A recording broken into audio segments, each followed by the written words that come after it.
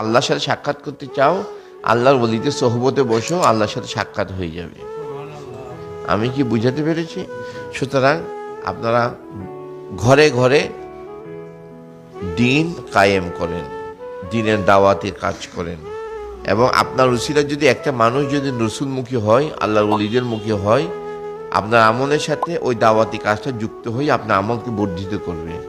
হাসরের ময়দানে কবরে যে কোনো উসিলা যদি কাজ না করে, আপনার দাওয়াতি খেদমত আপনাকে কবরে হাসরে নাজাতের উসিলা হবে। আমি কি বুঝাতে পেরেছি? এই জন্য প্রতিদিন না পারেন, প্রতি সপ্তাহে না পারেন, 2 সপ্তাহ বা 3 সপ্তাহ বা প্রতি মাসে অন্তর্পক্ষে একজন লোককে দাওয়াতি কাজ করবেন। আপনার উসিলায় একজন বান্দা যেন রসুলের দরুদ পড়ে, রসুলকে সালাম দেয়, আল্লাহর ওলিদেরকে সালাম দেয়, রসুলমুখী হয়, মানে তার আকীদা দুশমনের রসুল থেকে আশিকের রসুল যেন হয়।